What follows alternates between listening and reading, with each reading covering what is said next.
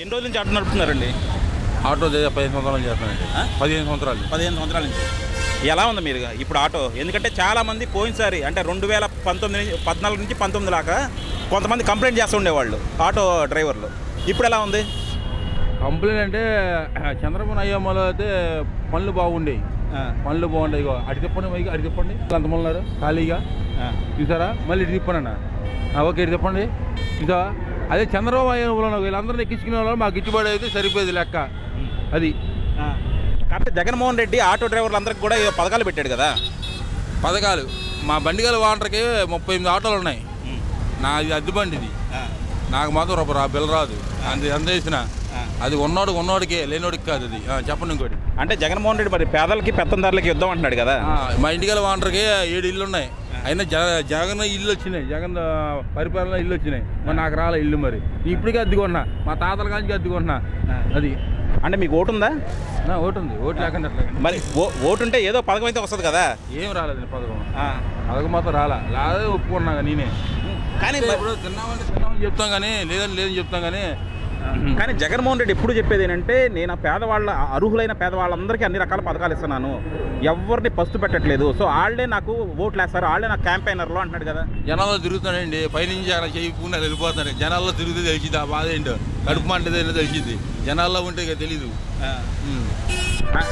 మీకు అంటే అప్పటి నుంచి కూడా విజయవాడలోనే ఉన్నారా?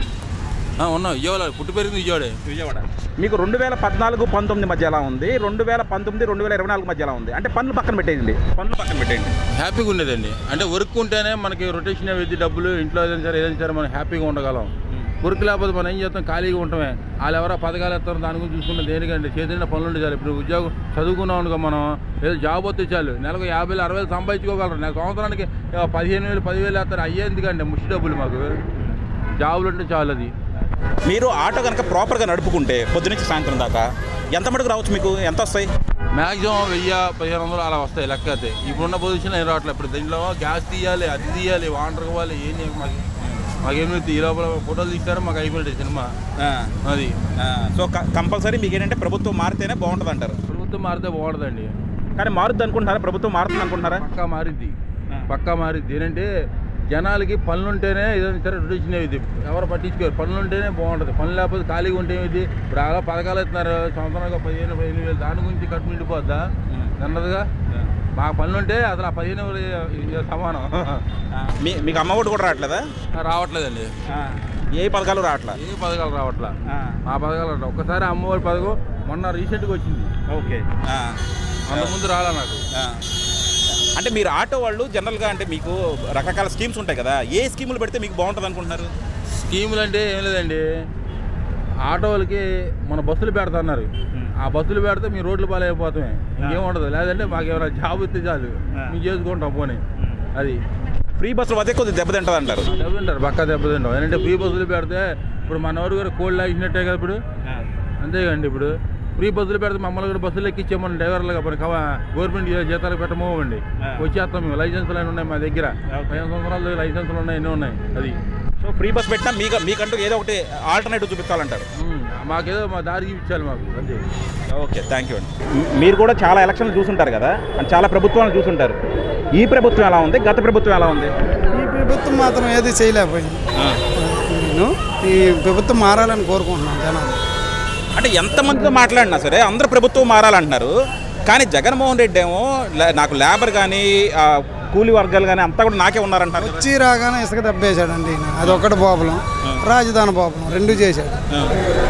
అంటే ఇది చూస్తుంటే ఊర్లో ఉండే వాళ్ళందరూ వైఎస్ఆర్సీపీ ఏమైనా ఉన్నారేమో సానుభూతి పనులుగా, కానీ ఇక్కడ పనులు చేసుకునే వాళ్ళంతా మాత్రం పనులు చేసే వాళ్ళందరికీ బ్యాండ్ పడింది. ఇక్కడ మందోళ్ళకి బ్యాండ్ పడింది. నాకు తెలియదు. రోజుకి 400 వెళ్ళిపోతుంది. అవును, మరి ఆయన ఏదైనా ఇబ్బందేనండి. ఇబ్బంది జనాలకు బాగా ఉంది. టూర్ తాగమన్నారంటే ఇప్పుడు చంద్రబాబు నాయుడు ఇప్పుడు ఎన్టీ రామారావే తీయలేదు, ఈయన తీసేస్తాడంటే ముందు తాగి చచ్చిపోయారా? ముందు తాగి చచ్చిపోయారా? చచ్చిపోయారు. మరి రావాలి తప్పేముంది. ప్రభుత్వం మారాలనే కోరుకుంటున్నాం. చంద్రబాబు నాయుడు అభివృద్ధి జరుగుతుంది. పవన్ కళ్యాణ్ ఇద్దరు కొమ్మడ జరిగేటప్పుడు గ్యారంటీ ఏర్పాటు చేయాలి. అంటే 2014-2019 దాకా చంద్రబాబు ఉన్నాడు. అప్పుడు ఎంత అభివృద్ధి చేశాడు? అభివృద్ధి బాగానే చేశాడు. ఒక రోడ్లు కానీ పనుల వాళ్ళకి ఇబ్బంది పెట్టలేదు, ఇసుక వాళ్ళకి ఇబ్బంది, భవన కార్యక్రమాలకి ఎవరికి ఇబ్బంది పెట్టలేదు. వచ్చాక అందరికీ దెబ్బ పడిపోయింది. పెయింటింగ్ వాడికి, రాడ్డింగ్ వాడికి, సెంటరింగ్ వాడికి అందరికీ దెబ్బ పడింది. పని వాళ్ళు ఎక్కువ మా మీద తీసాడు, లేబర్ మీద. సో కంపల్సరీ సార్ ప్రభుత్వం మారుతుంది అంటారు? మారాలని కోరుకుంటున్నాం మేము మాత్రం. అంటే మీరు తెలంగాణలో కూడా చాలా వర్కులు జరుగుతూ ఉన్నాయి కదా, మరి ఎంతమంది తెలంగాణకి ఎలాగ వెళ్తాం సార్? ఇక్కడ ఆంధ్రాలో పుట్టిన వాళ్ళు మనం మన మన గడ్డ మీద మనం బతకాలి. తెలంగాణ ఎలాగ వెళ్ళిపోతాం? వీళ్ళంతా కూడా ఎక్కడి నుంచి వచ్చిన వాళ్ళు అని చాలా మంది ఉన్నారు కదా. అన్ని పల్లెటూరు మొత్తం 13 జిల్లాల్లో వచ్చిన వాళ్ళు అందరూ బతుకు తెరుగు అద్దెలు ఉండి అందరూ. ఇప్పుడు అద్దెడు ఏం తగ్గించాడు కదా, పనులు లేవంటే ఆడు ఊరుకోడు, కట్ట అంటాడు నెల వచ్చారు. గ్యాస్ బండ్ ఎంత పెరిగింది సార్, నూనె ప్యాకెట్ ఎంత పెరిగింది, అవన్నీ పెంపుడే కదా. ఏమనంటే మాకు సంబంధం లేదు అంటున్నాడు. ఏంటది? మందు, గ్యాస్, అన్ని పప్పులు ఉప్పులు అన్నీ పెరిగినాయి సార్. అది థ్యాంక్ యూ అండి, థ్యాంక్ యూ. పెద్దయినా ఈ వయసులో కూడా ఇంకా ఆటో నడుపుకుంటున్నావు కదా, ఇంత వయసులో కష్టపడే వాళ్ళని చూస్తే మాత్రం నిజంగా మా అందరికి కూడా ఆదర్శప్రాయాలు అనమాట. ఎందుకంటే చాలామందికి అభిప్రాయం ఏంటంటే జగన్మోహన్ రెడ్డి వచ్చినాక ముసలోళ్ళందరికీ పెన్షన్లు ఇచ్చేస్తున్నాడు, అందరూ ఇంట్లో కూర్చుంటున్నాడు అన్నారు. మీరు మాత్రం కష్టపడుతున్నారు ఇంకా. తప్పదండి, ఎందుకంటే ఆయన పెన్షన్ ఇవ్వనివ్వండి, ఇవ్వకపోనివ్వండి, మేము కష్టపడక తప్పదు. ఆయన ఇచ్చేది 3000 ఇస్తాడు, అది ఒక నెలకే సరిపోతాయండి. మరి జీవితాంతం వచ్చిన వాళ్ళని చూడాలి కదండి, వాళ్ళు చూసుకోవాలంటే కష్టపడాలి. కానీ మీకు పెన్షన్ ఇప్పుడే వస్తుందా, చంద్రబాబు ఉన్నప్పుడు కూడా వచ్చిందా? చంద్రబాబు గారు ఉన్నప్పుడు కూడా వచ్చిందండి, అప్పుడు పర్ఫెక్ట్గానే వచ్చింది. వెళ్ళి గబాలను వెళ్ళి తెచ్చేసుకునేవాళ్ళు. కాబట్టి ఈయన చేసింది ఏంటంటే ఇంటికాడికి వచ్చి ఇచ్చేటట్టు చేశాడు. అది ఈయన చేసిన గొప్పతనం. ఓకే, సో ఇంటికాడికి వచ్చి ఇవ్వడం మీకు నచ్చింది? ఎందుకంటే నడవలేని వాళ్ళు ఉంటారు, నడిచే వాళ్ళు ఉంటారు, ఆ మంచాల మీద పడి ఉన్న వాళ్ళు ఉంటారు, వాళ్ళకి సేఫ్టీగా ఉంటుంది అని ఆలోచించుకొని ఇళ్ళకాడికి వచ్చి ఇవ్వడం మొదలుపెట్టాడండి. ఓకే, కానీ ఇప్పుడు ఆటో నడుపుతున్నారు కదా, ఆటో నడుపుతున్నప్పుడు మీకు 2014 నుంచి 19 అప్పుడు ఎలా ఉంది, 2019 నుంచి 2024 దాకా ఎలా ఉంది? 2014 నుంచి 19 దాకా నార్మల్గా ఉందండి. ఒక డబ్బులు గబాలను వచ్చి సంపాదించుకునేవాళ్ళం, వెళ్ళిపోయేవాళ్ళం. 2019 నుంచి ఎవరు పడితే వాళ్ళు కుర్రోళ్ళు ఆటో డ్రైవర్లు అయిపోవడం, ఎక్కడికి కస్టమర్ని ఎలా అడగాలి ఏంటి అనేది ఏమి తెలియదండి. వచ్చామా, బండి తోలామా, వెళ్ళిపోయామా, అదండి వాళ్ళకి తెలిసింది. మేము అడిగామనుకోండి పద్ధతిగా, ఏంటా అంత అడిగేసా, ఇక్కడేగా గన్నవరం విజయవాడ నుంచి ఇక్కడే ఉందంటండి. ఏం చెప్తామండి వాళ్ళకి? సార్ ఎన్ని కిలోమీటర్లో చెప్పండి, కొన్ని ఫ్రీగా దింపేస్తామని అంటే మాకు ఎదురుగా అడుగుతున్నట్టు అద్దెలో వెళ్ళి అంటున్నారు. ఓకే, కానీ ఆటో డ్రైవర్లకి చంద్రబాబు ఉన్నప్పుడు బాగుందా, జగన్మోహన్ రెడ్డి వచ్చినాక బాగుందా?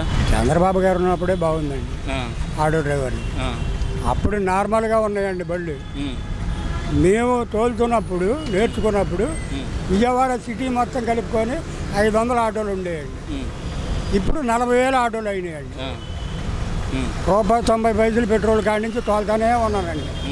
కష్టపడి పిల్లల్ని చదివించుకొని వాళ్ళని ఒక ఇంటోళ్ళని చేసుకొని బయటికి పంపించాను. అది ఇప్పుడు నేను మా ముసలం బతకడానికి మేము బతుకుతున్నాం.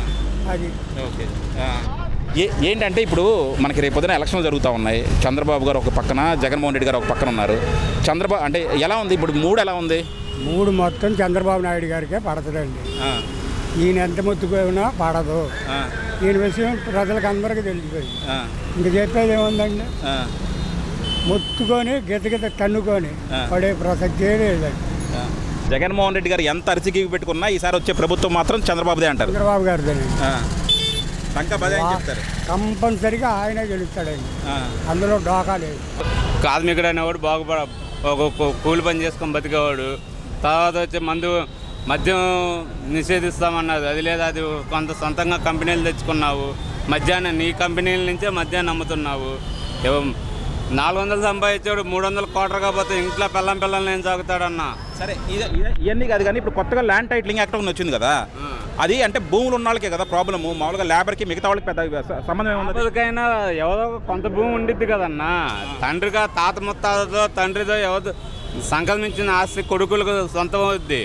అలాంటప్పుడు ఆ పాస్బుక్ మీద నా ఫోటో ఉండాలి అంటానికి మా భూములు మీ అధికారం ఏంటి నా తెలియగలుగుతా. మీ అధికారం, ఆయన అధికారం ఏం పెట్టుకోవట్లేదు కదా, ఆయన ఫోటో కూడా పెట్టుకున్నాడు. ఆయన ఫోటో పెట్టుకుంటే తప్పేంటి? మా భూములకు ఆయన ఫోటో ఎందుకు? అది మీకు జిరాక్స్ ఇస్తాము, అగ్రిమెంట్ సంతగా పెళ్ళిళ్ళు చేయాలన్నా ఏ చేయాలన్నా మా మా పర్మిషన్ ఉండాలి. మీ భూములు అమ్ముకోవాలంటే ఆయన పర్మిషన్ దేనికన్నా మా భూములు అమ్ముకోవటానికి, అది మా ఇష్టం. అది తండ్రి నుంచి కొడుకు వస్తుంది, కొడుకు నుంచి తాత నుంచి కొడుక్కి, కొడుకు తండ్రి నుంచి కొడుకు వస్తుంది మనవడికి. అరే మనవడి సొత్తు కాబట్టి అది అమ్ముకుంటాడో అది నా ఇష్టం. అది నువ్వే నీ ఫోటో పెట్టుకోవాలి, నా సంతకాలు ఉంటారు, అది తప్పది, రాంగ్. అది అలా ల్యాండ్ టైటిల్ అనేది ప్రభుత్వం ఇస్తుంది కాబట్టి ప్రభుత్వ అధ్యక్షుడిగా జగన్మోహన్ రెడ్డి ఫోటో పెట్టుకుంటున్నాం అంటున్నాడు. తప్పది. ఎవరు సొంతం అయింది వాళ్ళ భూమి. అది అంటే జగన్ ఫోటో పెట్టుకోవాలంటారు, అది తప్పన్నది అంతే. అది ఉండకూడదు ల్యాండ్ టైటిల్ అనేది. అది చాలా వరకు అంటే ఈ ఫోటోలు ఇప్పుడు దాకా ఎవరు పెట్టుకోలేదు అంతకుముందు, ఎవరికి లేదన్న ల్యాండ్ టైటిల్ అనేది. పాస్బుక్ల మీద ముఖ్యమంత్రి సీఎంల ఫోటోలు అనేది ఇంతవరకు ఎక్కడ జరగలేదన్న. ఈ జగన్మోహన్ రెడ్డి గారు నా ఫోటో పెట్టాలనేది ఇదే ఇక్కడి నుంచే వచ్చింది. కానీ ఇంతకుముందు ఆ ఫోటోలు అనేది ఏం లేవన్న. అగ్రిమెంట్ అయిందా, ఆ పాస్బుక్ రిజిస్ట్రేషన్ అయిందంటే పాస్బుక్ ఇచ్చేవాడు తీసుకొచ్చి ఇంట్లో పడే అసైన్మెంట్ భూములు. ఇప్పుడు ఇంతకుముందు ఫోటో లేదు, ఇప్పుడు ఫోటో అంటే అది చాలా రాంగ్ విషయం అన్నది. అది మాత్రం మీరు తప్పంటారు, చాలా వరకు తప్పన్నది. కానీ రేపు పొద్దున ఎలక్షన్కి అది ఏమన్నా ఉపయోగపడుతుంది అంటారా? అంటే ఎలక్షన్ డిసైడ్ చేస్తుంది అంటారా? ఎన్నో అది దేవుడి దయ. అది ఎలక్షన్ ఉపయోగపడేది వాళ్ళు వస్తుందా ఇల్లు వస్తుందా అనేది దేవుడి ఇష్టం. మనం వేసే ఓటు ఇష్టం. అది ఒకటి అభిమానం ఒకళ్ళకి ఉండిద్ది, ఒకళ్ళకి గ్యారంటీ మనం చెప్పలేము. అది ఎవరి ఇష్టం వాళ్ళది. అది ఎవరు సీఎం అయినా, జగన్మోహన్ రెడ్డి అయినా చంద్రబాబు నాయుడు అయినా ఏడొచ్చి నిలబడింది తప్పదు. కానీ చంద్రబాబు వస్తే ల్యాండ్ టైటిలింగ్ యాక్ట్ రద్దు చేస్తా అంటున్నాడు కదా, అది ఎంతవరకు నిజమే ఎంతవరకు అబద్ధం నాకైతే తెలియదు అన్న.